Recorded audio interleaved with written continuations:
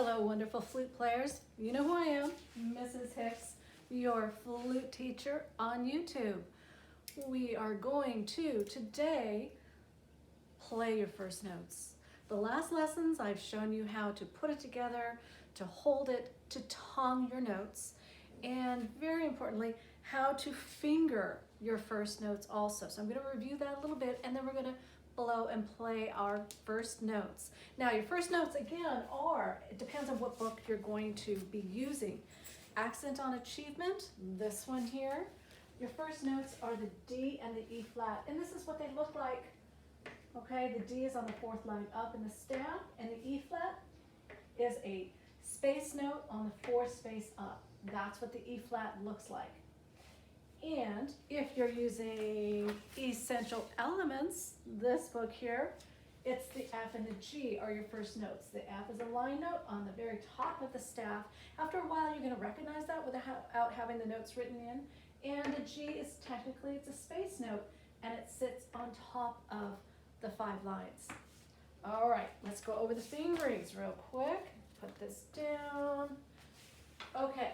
So again, here's a picture of how you're going to see the fingerings for the D, E, F, and the G.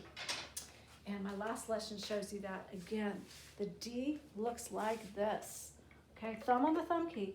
Don't put it on this one over here. That's for another time when you get a little bit more advanced. Thumb up and down, and first finger is up. Now remember, you're using your index finger to curl over the flute, and that is what is holding the flute up. When you don't need that finger, like on the D, that goes up like that, not like that. And then the first 2 fingers are down. With your right hand here, you are balancing your flute with the thumb. And again, you've got a nice backwards hamburger motion going on. And you just put your flute right here, and pinky goes on that pinky key, and then boom, boom, boom. That's where the fingers belong. So for the D, again, when the circle is white, that means that finger is up. So with the D, the pattern is are the first 2, the end fingers are up. So the D looks like this. Okay, and I'll turn around just like that. And the E flat, pinky goes down. So the only finger that's up is the first finger here. Again, you don't want it up like this or like that. Really good hand position makes this so much easier to play. You'll be a lot more comfortable. Again, if you stand up, it's better. If you look at yourself in the mirror, I recommend that a lot. When you look at yourself in the mirror, you can see what you are doing, and you can see if your fingers are going up too high, and you can also see if you want to make sure that the bottom lip is even with the mouth plate. Like so. You don't want it like that. And you can fix a lot of that when you look in front of the mirror. So mirror work is really good. All right, guys. Let's finger the D. Remember, and fingers are up. You're comfortable. You're not going back like this. We don't want to do that. That will ruin you, okay? So basically your flute is facing the ceiling. You can be down just a little bit as long as your lip goes with it, your head goes with it. That's probably more comfortable. Again, you're tonguing your note. You're starting it with a little and fast enough air. So let's give it a try. Here we go. Good proper positioning. Hand is down like that. The wrist is in. Okay. Backwards hamburger. This finger is not ever touching the flute. Okay. It's curved like that. All right. Here's the D. Get your mouth in position. If you're not blowing hard enough, you get this. A lot of kids do that. And again, when you look at yourself in the mirror, you can see what your lips are doing. You don't want to go like this. You start your note and you go. You don't want to change the position of your mouth at all. So position it. Okay, you feel the edge beneath your lip. And this lip should extend and relax across the hole about 1/3 of the way. And then just kind of like that. You can put your corners back very slightly if you want, but not a lot, just very slightly. And that helps to relax the lips so that it goes more flat. All right, so here's your D. Starting with a And the E flat, just put the pinky down. And your D again, pinky up. And your E flat. Just like that. I know I make it look easy. Be patient. Good things will always happen when you practice. Now for the F and the G, all right, F. Taking a look at it, thumb is down. First 3 fingers are down on the left hand. And then with your right hand, the first finger is down, next 2 fingers are up, and then the teardrop one, that's the pinky, when it's black, it's down. So again, pattern. The F kind of looks like this, all right? A regular F that as you draw it, sort of.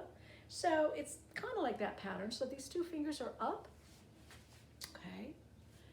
Now, put it against your mouth, be comfortable. You don't want to remember this business, Chin is up, okay? Elbow is down, not up like this. This is not like that. We don't go like that. All right, about kind of like this. Play the F. That's the pitch of the F that we want. Just know that there are 2 Fs that you can get with this fingering. You can get the high F or the low F. In a way, you relax your air a little bit. Your embouchure, that's the shape of your mouth, does change a little bit. And I'll go over low and high notes another time. So a lot of kids, when they begin, when they play their F at first, they get this one. And they really try to get the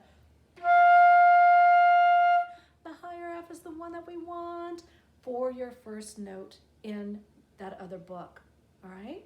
So I will teach you, I'll do a harmonics exercise with you, boys and girls, another time, so that you know how to reach for high notes, and it'll be so much easier for you. Now the F and the G, the only difference is this. This is the G. F, the first finger's down. G, it's up. And you know that by, it looks like the G, everything is down on your left hand. Not the pinky though, that's for another time. And then up, up, up, and the pinky is down, really for balance. All right, so the G is this, okay? You're not like this. Backwards hamburger, and keep it that way. Let's play G. And also with a G, you can get a low G with the same fingering. High G. Low G. The G that you want for your book, your first note, first G, is the high G, just like with the F. So, you know, the flute is the instrument where you can't see your fingers. And I know that can get kind of frustrating. So it's all about, you feel it, you feel where those keys are. So what I would recommend you do, and I tell this to a lot of kids, when you're home, you're sitting on the couch, maybe you're watching TV, have the flute in your lap. Get used to what it feels like. Get used to knowing where to put your fingers when your eyes are closed, so you know exactly how it feels. And then I tell my kids, you know, just start fingering your very first notes. You know, you got your D going, E flat, D, E flat, and then there's your F. Be able to do this with your eyes closed. Just go back and forth. The extra kind of finger work with the flute in your hands is fantastic. So I hope this helps you to get your first notes. Remember, be comfortable, the right position, and have fun with this. It is so worth it, and I want to help all you boys and girls as much as I can throughout the entire year. My next lesson is going to be, I don't know, maybe probably how to clean your flute, because we don't want it to stay wet inside, so I'll talk about that next time. Shall we listen to Napoleon howl, my dog? I changed my picture to the sound of Napoleon howling, and Tulip, the little French bulldog, my daughter's dog, is in the picture also. So when Napoleon howls, it doesn't hurt his ears. It means he's howling with the wolves. He's part of the pack. So let me put him on. Here he is. And do you see him? Oh, there he is. All right, let's see if I can get him to howl. He was doing it a little while ago.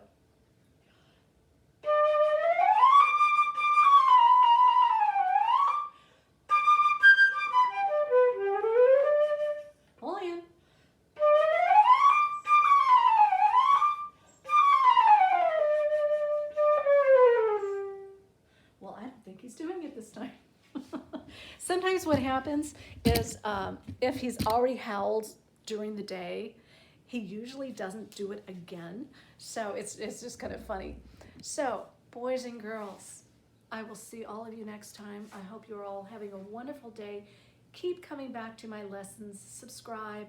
I'm going to post a lot of them from time to time. So I just want to be there for you, and I'll see you later.